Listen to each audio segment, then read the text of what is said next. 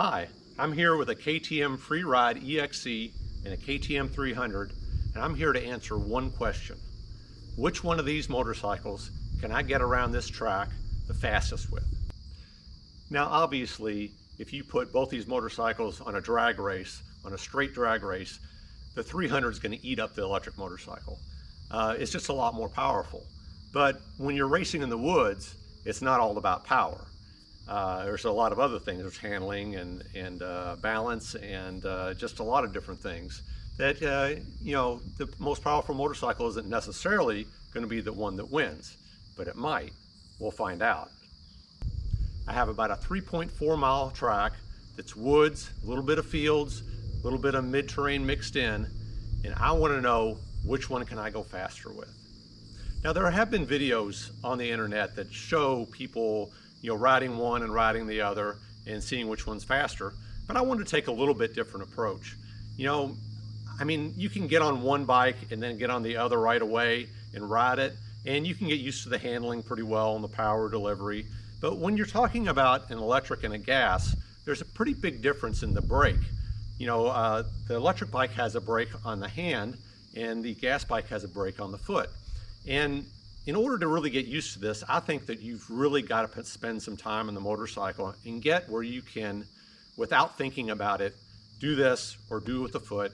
And I think that takes some time. So what I've done is taken one of these bikes and ridden it quite a few times, and then gone around this track as fast as I can several times, and then taking the best lap time I can. And then I do the same with the other one. Ride it a few days, get used to it, get to where it's second nature. When you hit that brake, you go right to where it is, and take the best lap time and compare them. So what I've done is I've done that, and I have put those two videos side by side so that you can see both vehicles going at the same time. Now what I have here is a 2021 KTM Freeride E XC, and I have a 2005 KTM 300 EXC. Now I know the first thing you're going to think of, oh, that's not a fair comparison. You've got a 2021 model against a 2005 model. Well, the reason I'm doing that is because, well, this is the one I have. But I have also raced KTM 300s for quite a long time, and I've raced this one for many, many years. And this is a really good KTM 300. It's one of my favorites, the 2005 model. I've had a really good time racing it. It's a great bike. It's had the suspension mods on it. Very plush, great for woods racing, very smooth power delivery, really a great motorcycle. So I wouldn't get too hung up on the year difference. What we have here is a very capable electric motorcycle and a very capable gas motorcycle. And what I want to do is compare how they actually do on the track. And I think it'll be a really good comparison because they're, as I said, I've raced both of these motorcycles and they're both fantastic. So the course that we'll be running on today is the course at my house. It's about 3.4 miles long in about 12 minutes or so. The electric motorcycle will be on the left-hand side and the gas motorcycle will be on the right-hand side. And likewise, the sound for each of those motorcycles will be in the left speaker and the right speaker. So you can change the balance on your computer or TV or whatever you're watching this on and get, if you want to focus in on the sounds of one motorcycle on the other. So it should be a really interesting comparison, and looking forward to seeing the results. And let's get started.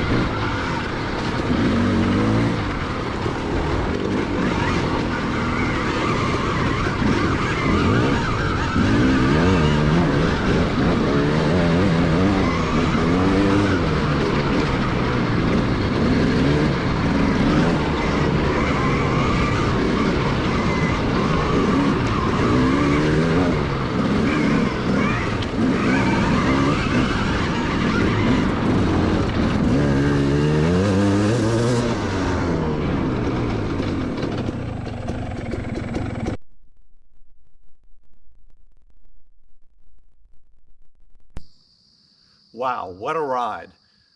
What really surprises me kind of is really how close these motorcycles are.